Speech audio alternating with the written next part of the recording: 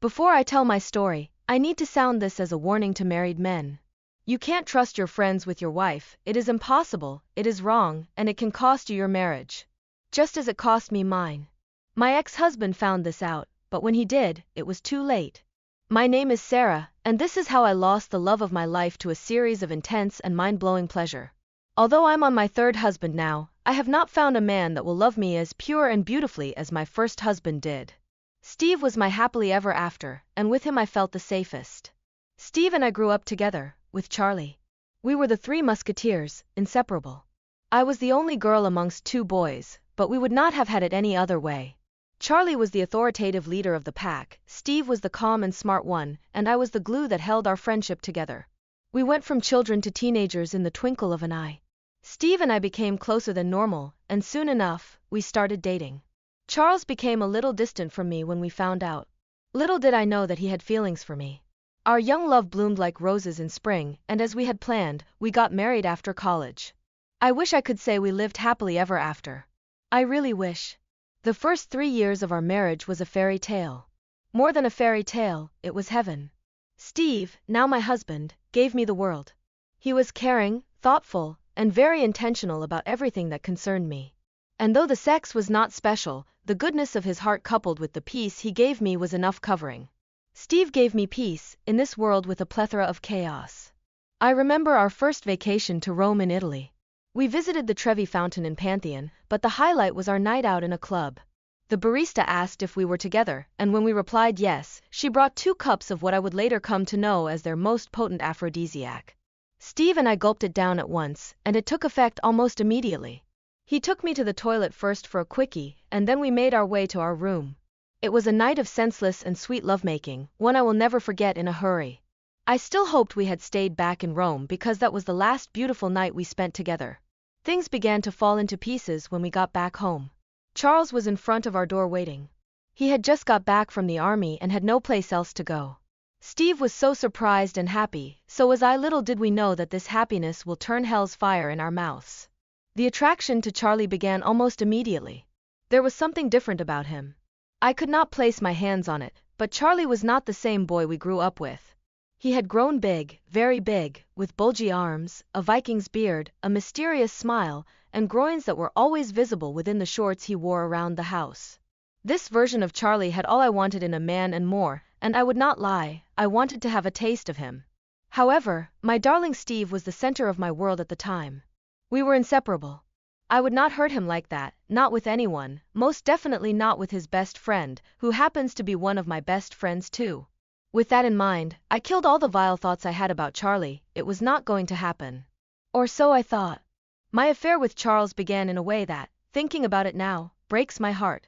Steve had traveled for a business trip, leaving me in the house with Charles. He had not been able to secure a job yet. So, his routine was to work out, eat, read a book, and watch me clean the house. It was annoying watching him watch me clean the house without as much as offering to help me out. Even so annoying is the fact that he would sit on the couch like he owned the place, watch TV without paying, leave the refrigerator open after him, and he won't clean up after him. Charles was a bag of undesirable hygiene.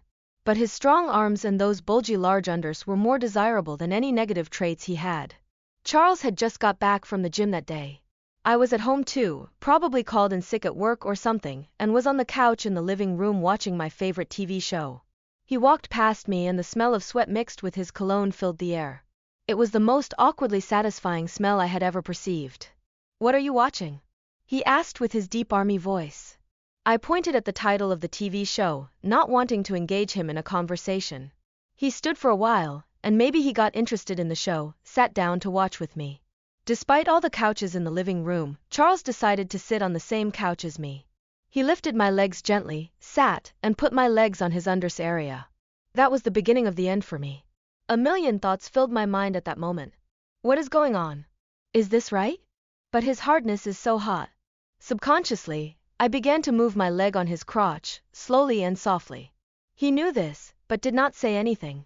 He just had that smirk on his face. He had me where he wanted me, and was not going to let go that easily.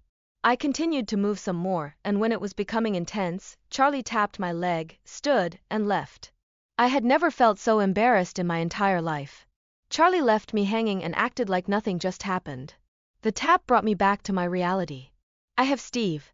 I have known Charlie my whole life. I can't do this with him. Plus, he doesn't want me that way.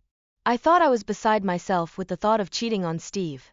But really, it was Charlie leaving at the time that he left that made me sad.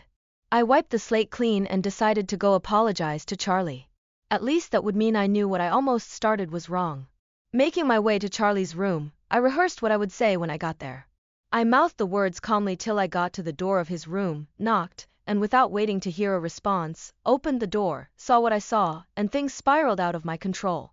You know those scenes in movies where everyone stands stock still, amazed, or scared? This was the same thing that happened when I entered Charlie's room after knocking. Charlie had just got out of the bathroom and was completely, remembering now, and I'm almost wet again. His toy was completely turgid like one high on Viagra. It was clear that I was going to have him. It was clear that he had me already. We stared at each other for what seemed like forever before he pulled me inside. So, what next? He said, still without clothes. I could not answer. I began to whimper, to shiver, visibly. He held me close with his huge strong arm, pulled me into his wall of a body and kissed me. His lips, I will never forget their tastes, were warm, and his tongue knew their business in my mouth. It was like he had been waiting for this day all his life. We kissed till we were almost out of breath and he stopped.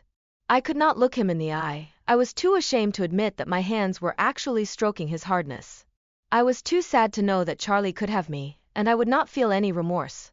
Steve was kind to me, loved me with every fiber of his being. But here I am about to be immensely pleasured by our best friend. I was too embarrassed to admit that at that moment none of what I thought mattered, not even Steve's kindness and love. Charlie took me slowly, he took me in without a word, without remorse on his face. I still remember the smirk on his face, more like, finally, I have you. It is a pain I would give the world to experience again. There was no argument, no fuss, just intense lovemaking, in different tunes. Charlie sang me the music of the world and I danced to it, slowly, then faster and faster till I reached the climax, until we reached our climax. Even after this climax, Charlie did not stop. I was shocked at how quick his pike gained strength again.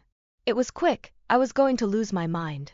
Charlie, I called out intently, clawed at his chest, held onto him as he choked me and pounded his best friend's wife, pounded me till I could not breathe. Charlie owned me that day, and I knew it was going to be the first of many poundings to come. And I was not wrong. Our affair went on for almost a month. Even after Steve got back, Charlie always found ways to bring me to his bed. It was not like he could not get other girls, but the excitement that came with pounding me under my husband's nose, that was the joy for him. Although Steve felt we were losing connection, he never suspected I was cheating on him. Sometimes he would apologize, take me out, and make memories. On such days, I would vow not to break his heart with Charlie again. That vow never stood till the next day. I was obsessed with Charlie and having him in the house only made it worse. Well, I will soon find out that having him out of the house would make it easier and more intense. Charlie got a job with a car company as a salesman after spending over 3 months with us and moved out 2 weeks after. Steve had gone with him to his new place to help him set the place up. The day he moved out was an emotional day for me. I don't know why, but I did not want him to go. That night we had what I thought was going to be our last pounding and it was very intense. Charlie had booked a hotel a little away from the house and called me to come over. I raced to the place like I had an emergency. We pounded and pounded till it was almost midnight. This was when Steve's suspicion grew wings and began to fly. He had called me countlessly, called my colleagues at work and anyone who was remotely attached to me. When I finally showed up that night, there were no stories to tell.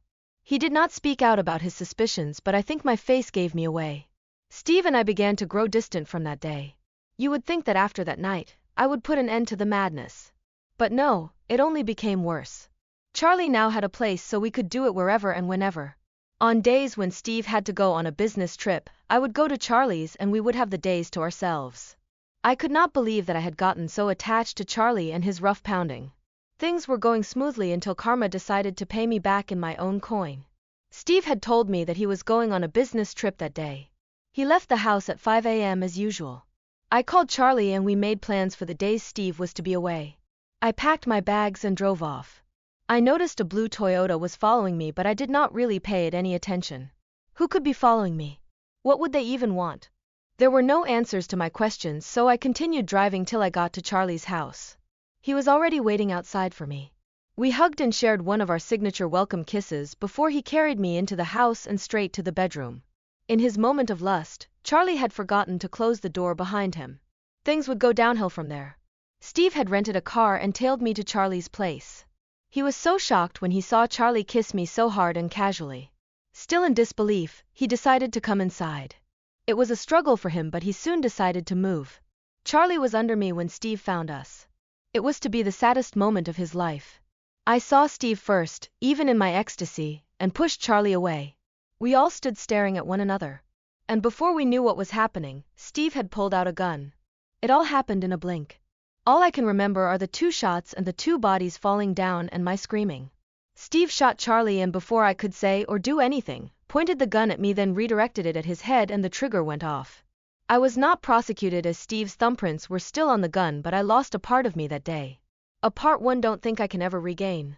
Want to see more like this? Then click on the video you are seeing on your screen now.